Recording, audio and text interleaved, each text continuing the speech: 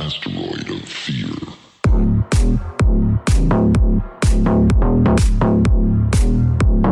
Hey guys, welcome to another episode of the Men of the House podcast. And on today, we got a little solo Saturday, although I'm recording this about 3.5 hours before it's going to drop.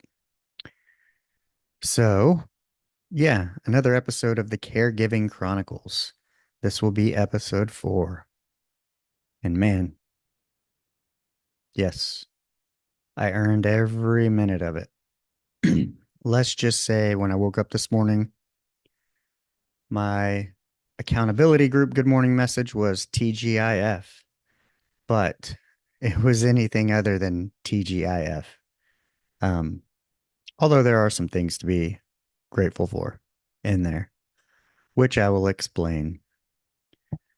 So let's get this ball rolling. If you're watching, you probably noticed I got my hair down. Just took a shower, had an hour walk, and hit up the chiropractor. Had some food, got clean, and here we are. Disregard if you hear the dishwasher in the background, as I had to set up in the kitchen because where I would normally record, my daughter's in there talking to her friends, and on the other side of that wall where I would normally record is blasting Fox News from Mr. Buck. So chances are you might even still hear that in the background. I can hear it. Yeah, I can hear it. And I hear the dishwasher, of course, but perhaps the sound will be good for you guys. Anywho, let's get the ball rolling. So Monday, I dropped a little weekend recap and kind of reflection. Wednesday, you should have had a Michael Osterlink's episode, and I really enjoyed talking to him. Glad to get that released and out there. Him and I are very similar. Yeah, it was an enjoyable conversation. I would definitely do that one again. Um, in the future, of course, once I complete whatever this part of my curriculum is in this caregiving role, and when it's time for the podcast to maybe move a different direction or same direction, however you want to look at it. But for the time being, you're going to get to know a little bit more about me, about what I'm thinking, how I deal with stuff, I guess. So, yeah, let's take it on. All right. So, Monday, we dropped that episode, and I can't remember most of the day. I'm pretty sure it was okay. Pretty sure it was okay. But every day kind of starts off with a little bit of stress, a little bit of anxiety.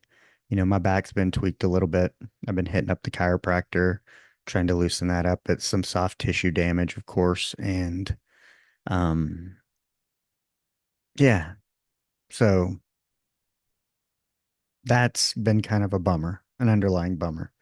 You're just not 100% when you wake up every day. And some days your breath is taken away as soon as your feet hit the floor, just because you get a shot of nerve pain kind of down the center of your spine. But yeah, I think Monday was okay. Monday was spent prepping for what would be the two appointments we had Tuesday. Now, these appointments were important. One, because they were the follow-up appointments with the doctor who's going to sign the orders for occupational therapy, physical therapy, etc., home health. So we needed to make that one. That was made coming out of rehab. And then when we got him home, he had a paper on the desk stating that he had a cardiology appointment, same day. So that was going to be a task, especially if you guys hadn't gone back and listened to the episode last Saturday where I talked about my experience with the VA and transportation and everything regarding that. So we prepared this time, Monday we got everything ready. We called the cab company for the parataxi and double checked that, got that all straightened out. Shout out to Joan over there. She was the one that really hooked it up, really helped me out and got it all right. And Yeah, I could even hear her over the intercom during one of the rides of saying, "Hey, he can call me, give him direct number, so this doesn't get messed up." But I'll say anyone who's willing to give their name and tell you to call them if you have any problems, they're probably pretty confident in their abilities. So, yeah, shout out to Joan. It's great. No matter what your job is, just give it 100%. Do it right. Give out good information. It matters. It matters a whole bunch. So, yeah, Tuesday was, you know, we want to wake up, we want to get ready, we want to have breakfast, have plenty of time, comb hair, brush teeth, everything we would need to do for a 1 o'clock appointment. Cab's supposed to be here between 12 and 12:15. So, we start off early. I think he spilled maybe some water or orange juice on him. So we were definitely changing shirts. And yeah, so we got that. And then, the hardest part, which is the transfer from what was then a futon, now a hospital bed, um, because we had to wait for it to come in, but going from a futon to a wheelchair. And he has these kind of tile wooden floors. And when he put his hand on the opposite armrest while I'm kind of lifting assist him while he's trying to stand up, the chair just kind of starts sliding. And so when he transfers, his butt gets halfway on the seat, right at the edge, and his feet are slipping out, and I kind of have to muscle him up. And oh, yeah, not the best position, Like take 139 pounds kind of from somewhere between your belly button and your nipple line. Not the most stable position, already in tension. And then you're back, and his feet are kind of flying underneath me, because his feet were slipping as well. So a damn near disaster, but we managed, and I get him out to wait. Interesting, because I was going to go through the front door, and he's like, "I thought you were going to go through the garage." Okay, we'll do it your way, however you want. It's just some people get stuck in their ways, and yeah, uh, I think of my own mortality, my own aging process, and we'll go through that and kind of this whole stuck in the ways thing. We'll dive into that. But, turns out I think the cab got there about 12:40, so we waited a good 40 minutes, maybe more, and we thought we were going to be riding solo, and guess what? Open the door, two people, one's got a walker, a rolling walker, and he's got to make room for me in addition to Buck, who's riding in a wheelchair. So he has to sit up front, has to be strapped in, almost like probably cargo in a C-130 with ratchet straps and stuff. So, yeah, it took a good 10, 15 minutes. Then you get that anxiety. Hey, we're going to be late. So I call the doctors. They're there at lunch. I leave a message. I call back, and she's like, that's fine. Y'all are going to be late. Tell the cab not to leave. It's not going to be very long. And I'm like, well, it kind of didn't really matter because we had a 2 o'clock arrival anyway for the next cab to take us to the 3 o'clock appointment. So I wasn't too concerned on the wait. And, I was a little bummed out at first and had some anxiety over the whole being late thing because I hate to be late. He doesn't like to be late. We're military men, and, you know, early is on time is late, and late you're fired. It's kind of the way it works, the way our belief system is. So that was nerve-wracking a little bit, but it really didn't matter. We got there. It was uh, an uneventful appointment. I guess the doctor's older. I don't want to mention his name or put him on Front Street, but it just wasn't a very productive visit. It was kind of well, there's really not much we can do. Make sure you feed and water him. He actually said that in front of the patient to me. Hmm. Not the best bedside manner. He's not a plant. He's not an ICU patient because that's how you hear some people describe ICU patients. Turn them, water them, feed them. Those who are intubated. So yeah, I kind of wasn't thrilled about that in a sense of, here I am trying to stay positive, trying to give him hope, trying to make sure he's going to get better.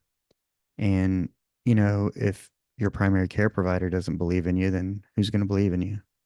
I mean, other than me, the therapist, but, no hope. And then he started with some weird questions about, the family and this and that, the other. And I don't, that's not my place to discuss. And also, he's like, well, what happens if you and your wife suddenly have to leave town for like 24 hours? What are you going to do then? It's like, well, why would either one of us, why would we both need to leave town at the same time? It's rarely happened. Our life is kind of designed so one of us can stay behind and deal with our daughter if something does happen. And we have family. Um, yeah, everybody kind of chips in. That's how family works, and we're pretty tight. So we would figure it out. And maybe he's just looking out for us, but I didn't really like his line of questioning. He was a little bit of a dick, but doctors can be that way. Don't get me wrong. I've worked with a lot of incredible, humble, smart, articulate doctors who seem like human beings. And then I've worked with arrogant assholes that think they're the shit just because they went to medical school or just because they're the smartest on paper. Um, but they're not people persons. They don't know how to have good discussions. They certainly don't know how to have confrontations. That's for sure. They're probably good at telling you you have cancer, but if you were to ask them to, a physician in leadership to talk to another physician about maybe what they're not doing so hot at, that one kind of gets always passed to management because that's not their, yeah, they went to school for medicine to work and fix on people. Most management went to school for management, business stuff. So it kind of makes more sense. Um, but yeah, I don't know. That's kind of besides the point. I didn't really like that visit. It wasn't very productive. I didn't like the things that were said. And we walked out of there and sat and waited for the cab. And, you know, I mention that the conversation with the two people on the ride there was, it actually worked. It was cool. They were nice people. They were great people. It was fun talking to them and, they were professionals at riding. So they kind of understood like, oh, sometimes you're going to be late, this, that, the other. And, um, kind of giving me the lowdown, but they were really cool. Um, so shout out to those guys if you see this or hear this. I didn't catch their names, but I remember them for sure. They were pretty nice. So that was kind of a highlight in the middle of what ultimately became a shit show. So we get over, we wait for the bus. We actually get the same driver, which was kind of cool. We go over to the next location. We're kind of confused about which entrance to take, and we finally get them out and do all that. And, you know, over at the cardiology clinic, the nurse, maybe it was one nurse and one tech I interact with, but super nice, super friendly. Um, did their job well, helped me shift them in the seat. Cardiology at least had some adjustments to make, medication adjustments, by looking at, just some of his, like, maybe their biometrics or I don't know what you call them. Your, yeah, like your heart rate, all that, your vitals. So he made some suggestions to possibly give him some more energy and let's wean him off this. This seems to be doing this. And hey, let's change this around and see what we can do. So I appreciated that because, You know, when you're looking for something to improve and you make the suggestion, that means that you have hope. You want to make it better. Unlike writing some stuff and saying, pretty much nothing we can do, feed them and water them. So, yeah, I was pretty stoked on that one. But here is where the hard part came in. So, when you, like your last visit of the day, you don't know what time the doctor's visit's going to end, and we're due to go home. So, they call that a wheel call. And so, I hook up the wheel call, and it's, the witching hour, maybe 4 to 5, probably. The busiest time. Man, yeah. The wait was brutal.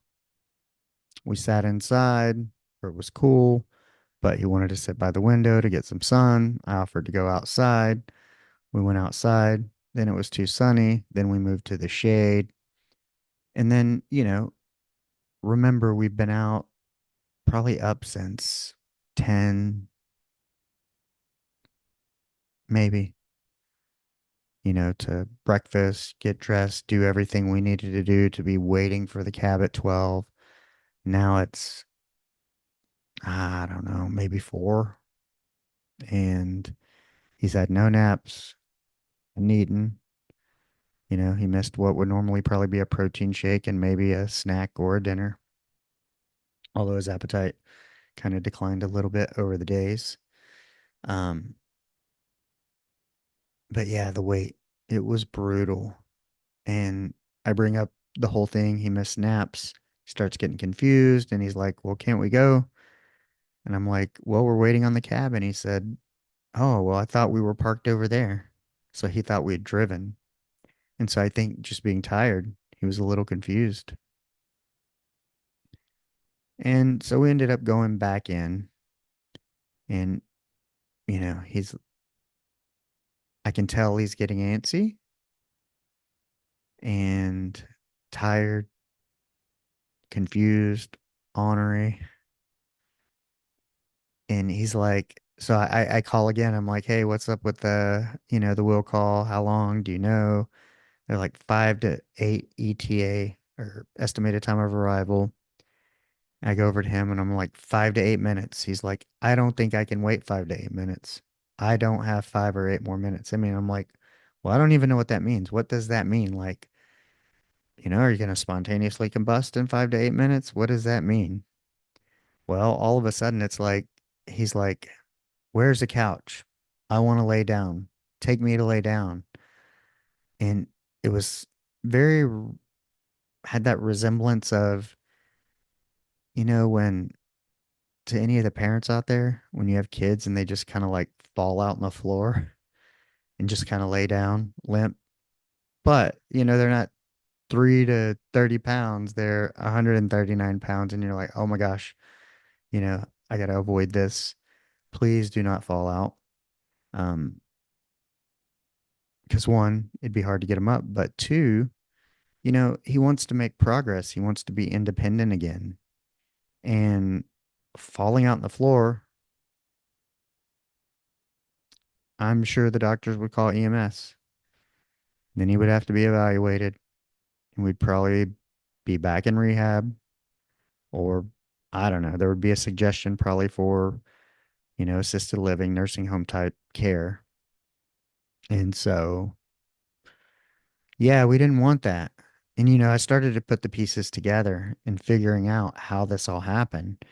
You know, the physician, the first one we went to, the one thing he actually had was the report of, you know, what we thought, he thought he had like a fractured elbow or something and had surgery, but he actually had bursitis in the elbow. And he ended up in rehab due to wound care. The wound wasn't healing correctly and he needed wound care. Now, I don't know if they thought he was non ambulatory and immobile, but if they're treating him for wound care, they're probably like, there's no reason for him to exercise, because that doesn't impact the wound. He's here to heal a wound on an elbow, not exercise. But if you had gone back and probably looked at the history and realized he had fractured kneecaps before and had to learn kind of to walk again after being laid up from that, then you would understand the need for some movement. And so that's kind of the whole issue I have with this whole thing is that you took somebody who was independent and only needed 9 hours a week of assistance to help him run errands and stuff, dressed himself, did all his own stuff. I mean, cooked for himself. I mean, my wife cooked for him some, but his English muffins and different things like that, his apples. But you take somebody like that who's independent and you don't exercise them for 2.5 to 3 months and they just atrophy. And now he can't stand, can't transfer. It's difficult and it's frustrating for him, rightfully so. It's like a loss of momentum. And at 97, that's probably hard to build. You don't want to put your foot on off the gas. You want to keep it on and finish strong, I'm sure. But yeah, we finally made it back. He simmered down a little. He was starting to have conversation and the driver was really cool. We got the same driver and another veteran. Shout out to him. He was really nice. He caregived for his mom when she had cancer and he was a little bit older than me. And so we're very like, in these similar situations. He was very understandable, understood when he was kind of cranky and why, and was able to talk to him. And I think Buck actually even apologized to him or said something. But, you know, yeah, it was rough. And then we got home and it was like he wanted some ice cream. And then I'm pretty sure he passed out. But the moral of the story is, you know, the learning curve is steep. It's not always going to be perfect, especially the first time you navigate it. It's like traveling with a newborn. You have to look, factor, and take into consideration like food, naps, waking up, changing, all these different things. And, if he hadn't had that appointment before, us kind of not knowing that it would be this much of a toll, then we wouldn't have done it. And subsequently, he was supposed to have a alternate appointment on Thursday, and I rescheduled that to Monday. Now we know, hey, the morning, so he can eat, get in, get out, and come back and have lunch and a nap. That's how he's going to function best. So we got that rescheduled, got that redone. And now that we know better, we do better. But man, I tell you what, my whoop band the next day, like I had like a 6% recovery. My sleep was terrible. My strain was high. My body felt it. I'm like, I was the one, I mean, doing all the pushing and stuff. I go, but, why am I so sore? Well, my back still hurts. There was that jacked up transfer, multiple shifts. Um, yeah, and probably a lot of tension, I'm guessing. Anxiety being stored in the body, not helping whatsoever. So the next day was Wednesday. Today's Friday. Yeah, Wednesday. That usually comes after Tuesday. What did we do Wednesday? I, oh, we took it easy, but I want to say physical therapy and occupational therapy both came. But he did really well. And we figured out the exercises. As she was doing them, I was like, okay, write them all down so I know how to work them out. He did really strong. He was able to kind of stand at the sink once we transferred him to the chair. Then he sat on the couch for a while and spent time in the living room watching his normal channels from his normal position. So that was kind of cool. And I actually told him, I was like, Man, if I had known you were going to perform so well today, then I'll make sure to take you out for more hard days like we had on Tuesday. But even though he's 97, you put a you know, a, a female therapist in front of him, like any guy, I guess he's going to try to perform. So, yeah, he did well. He did well. And then occupational therapy came. So he got a good workout, both lower body and upper body. We get some tips and tricks. We know what we need to strengthen and how we're going to do it because that's going to become important later in this discussion. I'm the only one having a discussion with myself, I guess, but thank you guys for listening. So, yeah, Thursday. What was Thursday? It's kind of a on and off of hmm. I took my daughter to school and then went and spent time with my dad. Also did a little bit of that today. So that's nice. You know, my wife and I just depending on what she's got and when she's got it, um, I get a little break to get out and fill my cup, spend time with my daughter, spend time with my dad.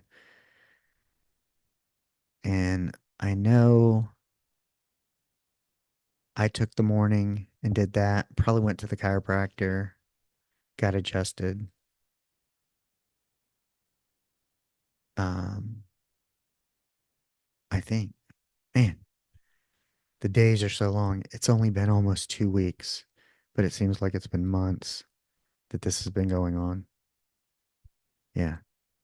And it only feels natural for me to talk about it here on the podcast. Um, but I digress. So yeah, I got to hang out with my dad a little bit. We came back and I believe we had lunch, and my wife went and did kind of her thing, whatever it is she does. I mean, I know what she does, but I'm just not gonna blast it everywhere. But she did her thing. I hung out with him, and yeah, they had a school event like 4:30 to 6:30, spectacular. Oh yeah, we had dinner Wednesday night with Buck. He likes that kind of thing where we all eat together. He's kind of old school. I kind of like it too. But that brings me to the point was the spectacular was 4:30 to 6:30, and he's like, "Where are the girls?" I'm like, "Well, they had that event. Remember, it's 4:30 to 6:30." He goes, "Well, it's 6:41. Where are they?" I'm like, I'm sure they're cleaning up, because they play in the field and a lot of the moms and everybody helps pick up. It's a kind of parent volunteer friendly place. And um, yeah, so they stopped off and got some food and finally got home. And, he always asks about my wife. Where's she? I mean, heck, I'd rather wake up to her than wake up to her for a minute just because I shift my computer just a minute. But as I was saying, I'd rather wake up to her than me. 100%. So I get it. And then comes today. Man. But today kind of started last night for me. So my back has been tweaked and my daughter's feet were sore from wearing a new pair of shoes to school all day and then doing the spectacular. And, my wife passes out and my daughter's like, I want you to rub me. And she's on this really high mattress. And I'm like, man, I cannot get up there. It's going to be hard to get up or get off because my back's been like a little whacked. Because I'm talking, I'm not very tall, but let's say the top of the mattress is somewhere between my belly button and nipple line. Yeah. So it's like a hurdle to get up. And, and that's because, oh yeah, Wednesday, the hospital bed came. And so we took the futon mattress and put it on top of the other mattress because the mattress in that room is not that great. And whoever put the futon together, you know, stripped the fuck out of it, put mismatching bolts on it. So it was unable to be taken apart. And if it wasn't for the young strapping man who delivered and assembled the hospital bed, here to help me, um, we wouldn't have gotten it out because we had to kind of like take it long ways, then halfway stand it up, then dip it through like doorways around a chandelier. I mean, it was, and then we went out through the front door and kind of circled around into the garage. Otherwise, we wouldn't have gotten it through.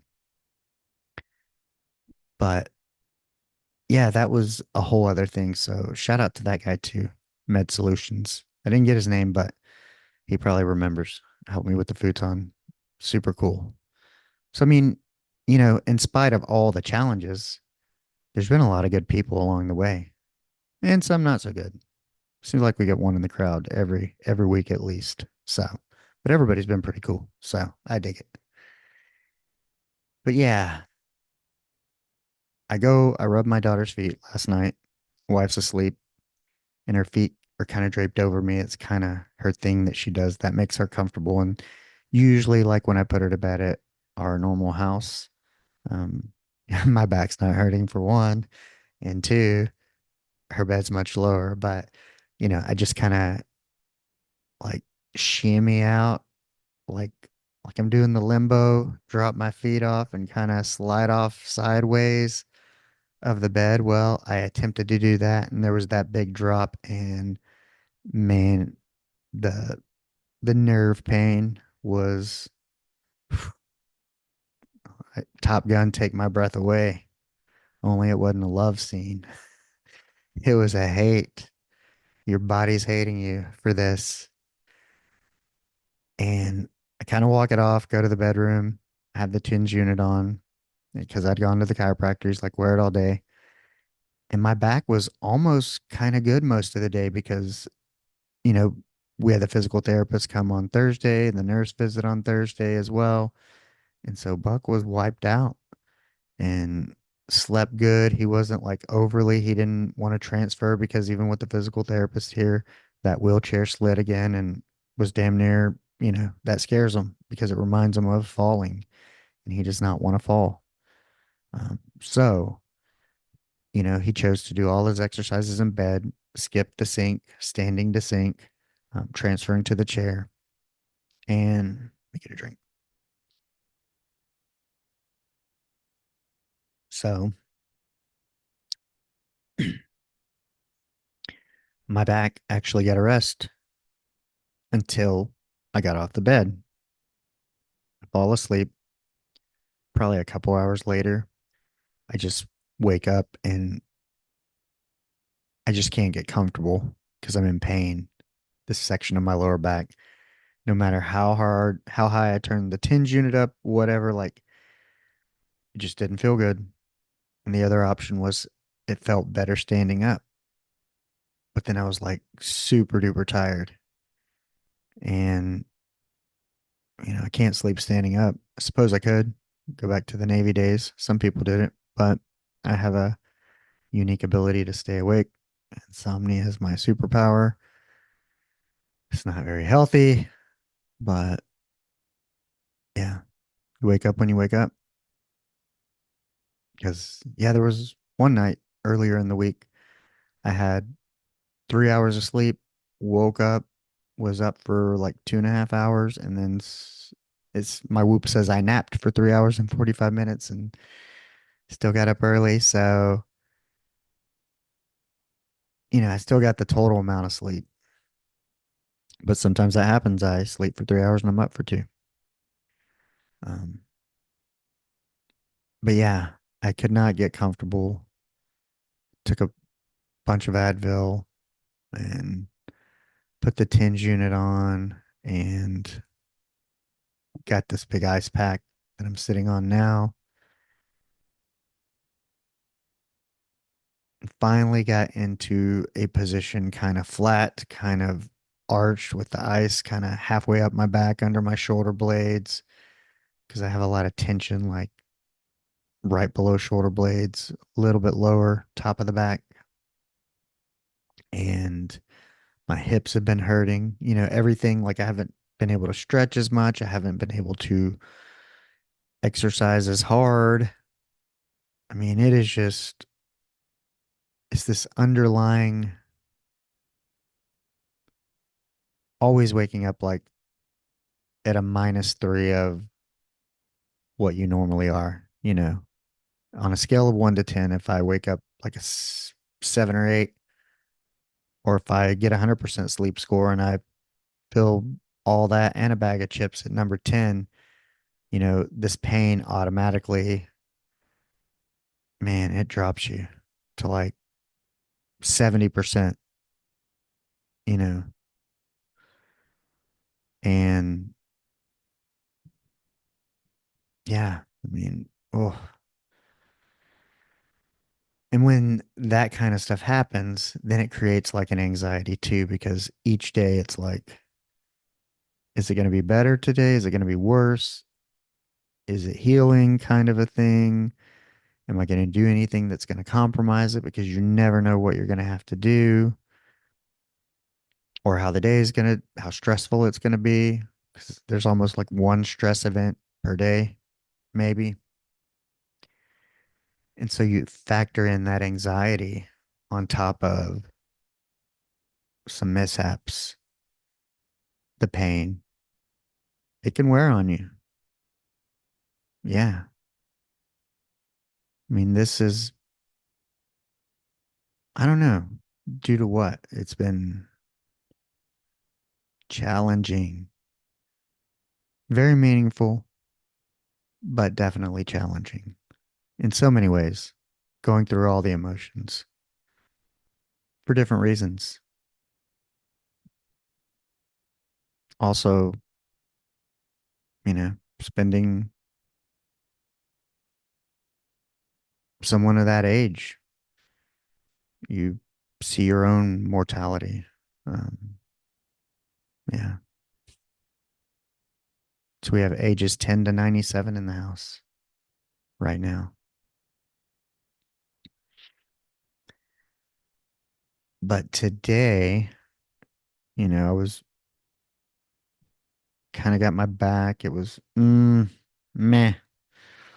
Was having coffee, doing my thing, and he slept in. So that gave me a little break because I was super tired from missing those hours of sleep during the day. And, you know, I kind of do the morning routine, and, he didn't like the taste in his mouth. And I bring him like his orange juice to take his morning medicine, his English muffin. He's like, I want to brush my teeth. I'm like, okay. Some people, it depends. You might want to brush your teeth. So everybody's got their own thing, but pre or post orange juice, I'd probably more, I don't know. I'd probably just drink my orange juice, then brush my teeth. But he wanted to brush his teeth, but he was like real standoffish about it, like kind of like I needed to be a mind reader type of thing. Or that I don't like the taste in my mouth automatically means, yes, I've been with the same woman for 18 years, but I still cannot read minds. Like, just say, I want to brush my teeth. Can I brush my teeth? I'm here to serve you. I will do anything you want me to do. Sometimes probably too much, but, I'm not a mind reader. Just say, hey, I want to brush my teeth. So we got that taken care of. Then he didn't want to eat. And I'm like, okay, is something wrong with the food? He's like, I want my futon. And I'm like, well, you have this bed. It lifts up. It's better. The futon didn't do shit. Um, it was low, hard on our backs, not great on him, having to pull him up different ways. He could never get comfortable. He had to be pulled up multiple times because the back didn't raise, different things like that. I mean, um, now we can raise the bed when we need to change him. I mean, it's just so much easier and so much better, safer. But he was stuck on that tip. And right about then, I think my wife calls and she was going to come give me some time to do some stuff and maybe take my dad to the VA today, which is what I ended up doing. But, I was kind of glad because I was like, mm, I didn't really know how I was going to address it. Because I think if you go back and you listen to some of the other episodes, I say it takes us all, whether it's a man and a woman, we're going to have different conversations depending on who's talking to you about what, and I go into this mode of management. And like I said, sometimes, like when you talk to doctors, like, this guy's double my age. He's got a master's, I got a master's, but his is engineering. I'm sure he's smart as all get out.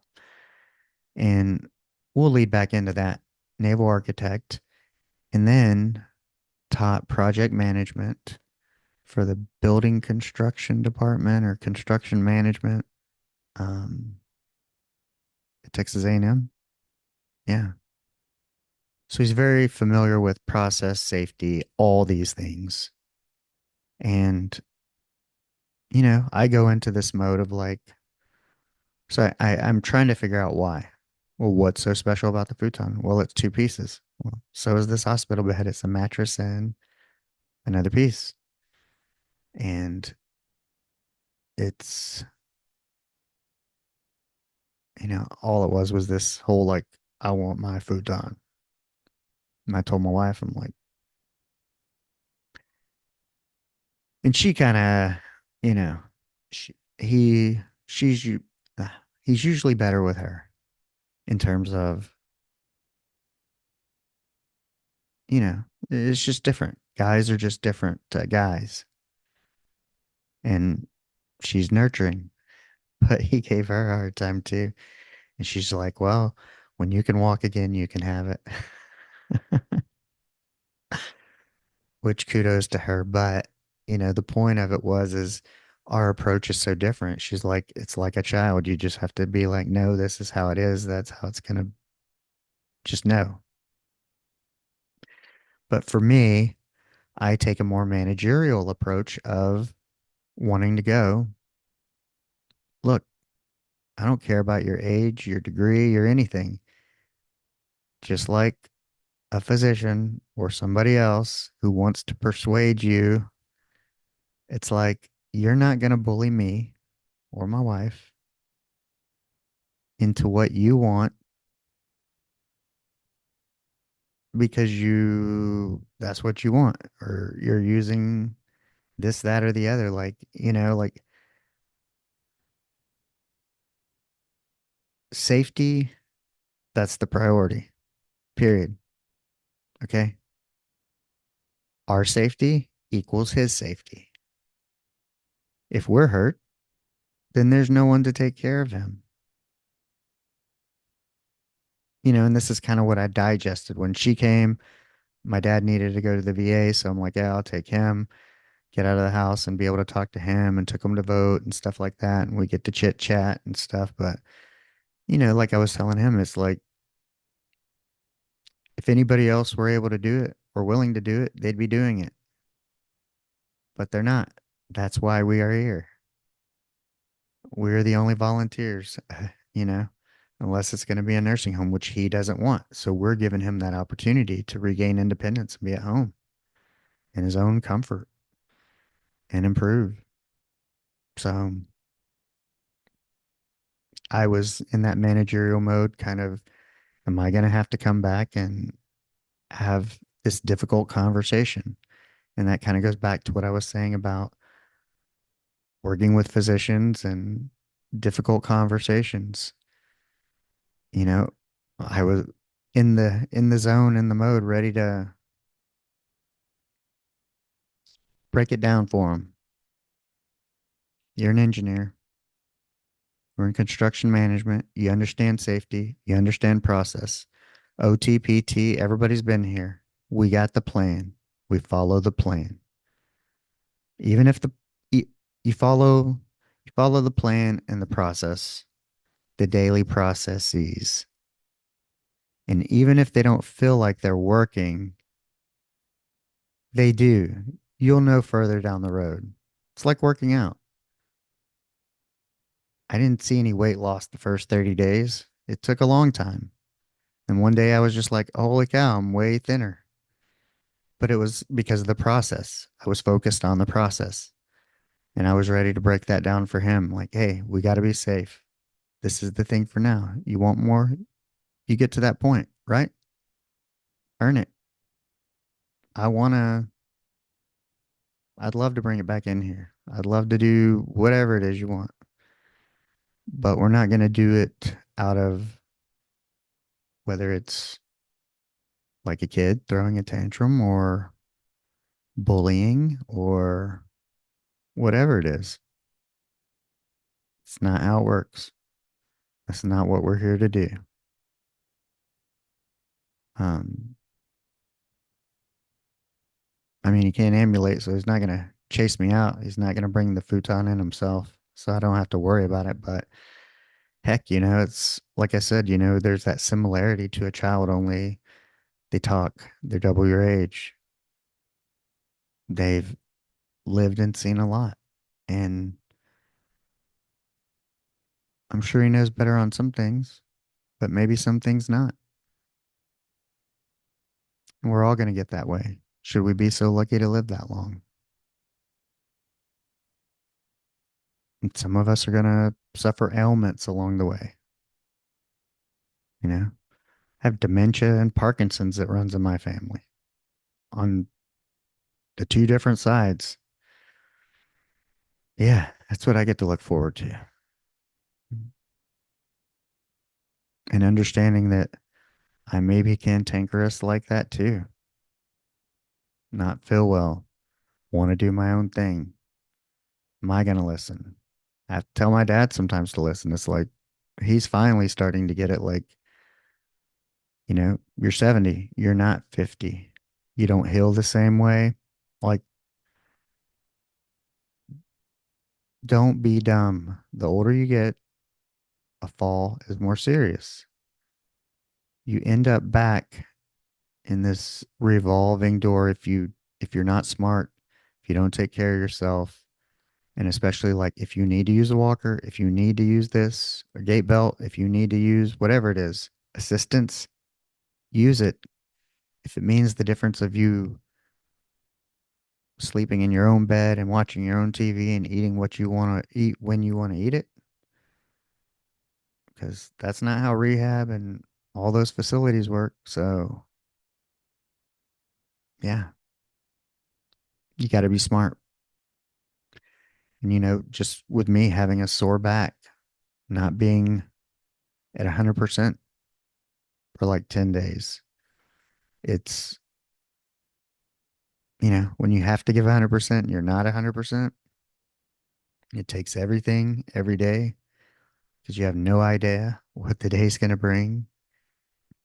And so, man, I had two 8:30 nights where I was ready in bed by 8:30, exhausted. So, yeah, you got to take care of yourself. You have to be smart. And like me at 48, I don't want to injure myself more. And that's why we just have to follow the plan of care. Because, I mean, at the end of the day, we choose to be here, you know, my wife, myself, um, even my daughter. She could be with her grandmother. She's here and adapting well. She's a trooper for that. But, we have enough work, enough money, enough whatever. This isn't necessary.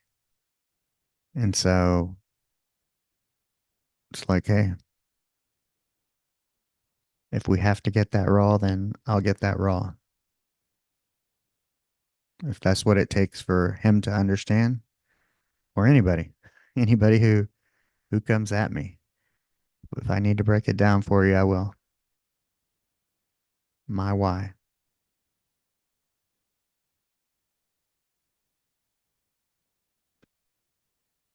And on top of it, let's see what else happened today.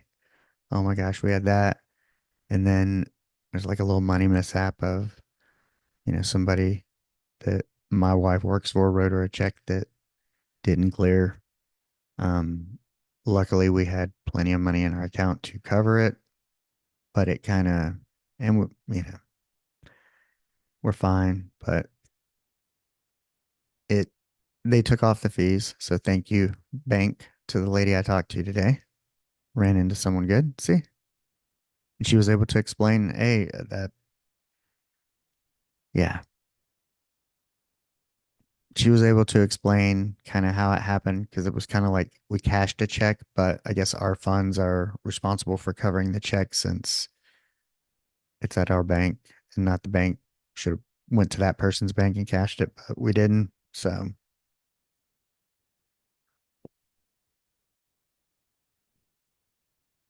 but well, Sonic Ice crunch there.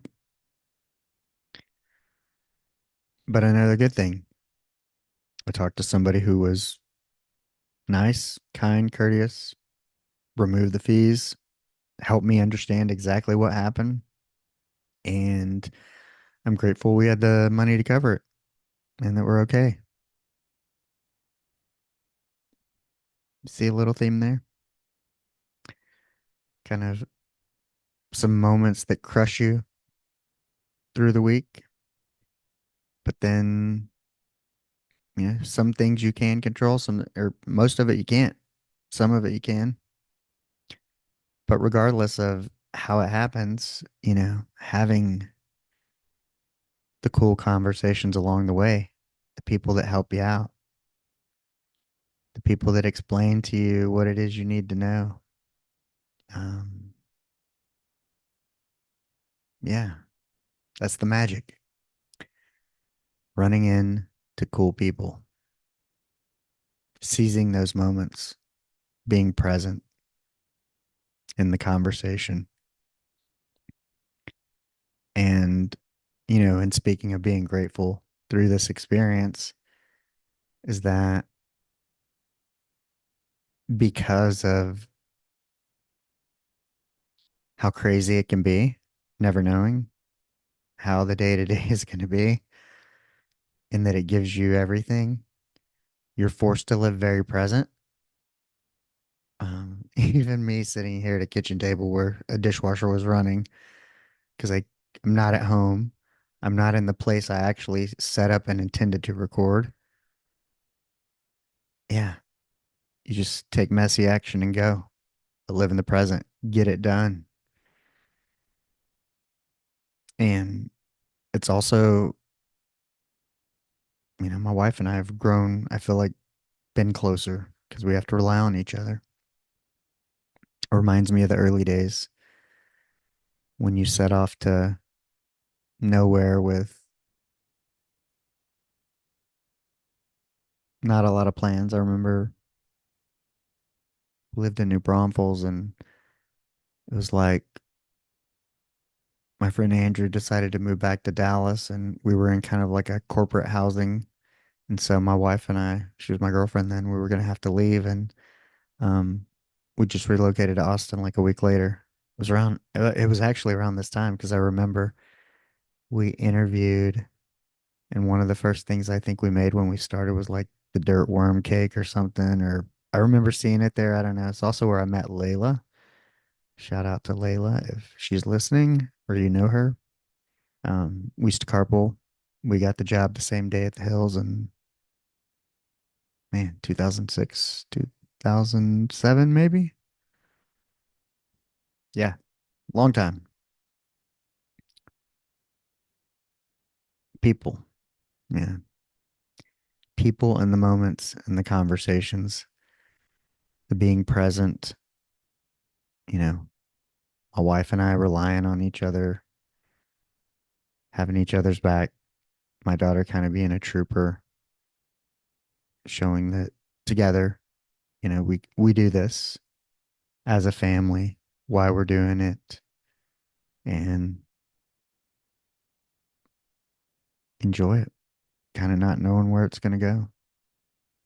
Our daughter will know what it means someday to have done this, experience this, and hopefully she'll get something from it. The seeds are being planted. for her to hopefully grow up and be a just a kind, good human being, thoughtful, and contribute something to the world, be it art, something that pleases others or serves others. So there's a lot going on here now that I think about it. There's even been a question of this, the podcast. Do I do the Caregiving Chronicles? Does the audience want to hear this? Is this what the Men of the House is about? I think it's on brand for me, but it's also an opportunity for you guys to learn about me.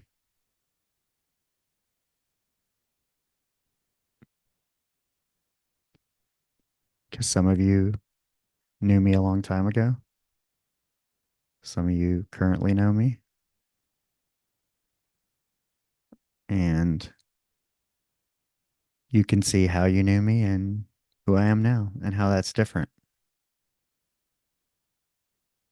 I was telling Scotty G that, for me, I can listen to, there's content, all kinds of content you can listen to that's sound, I guess you could say, that's maybe factual, maybe inspirational. But for me, I connect to the host. Not only does the content need to be good or funny or truthful or engaging, um, I have to kind of have a connection to the host, to the person, whether I like their comedy, whether I think they're just a good person, um, whether I think they spit the facts, or whatever business endeavors they have going that I would support. But yeah, and especially now that I create more than I consume, with even less time lately for consuming, my consuming is very limited, or my choices. I'll just say I cleaned up my whole podcast library to maybe 8 shows. Yeah. But I probably listen to a couple more so than others religiously when I have the opportunity, usually on a walk, because I'm getting less walks. Here lately, I'm getting my evening walks instead of I used to like to work out in the morning, but now I'm figuring out with my wife here. I think part of it was that holiday weekend, the first week, I got a little off track. And um, I feel like if I do it at the end of the day, then I'm doing this workout. I'm decompressing and filing everything that I've already been frustrated about. Where in the morning, I feel like you get a morning workout. It almost like it's like putting on body armor to strengthen you for what may come throughout the day because you already got the hardest part of your day out of the way.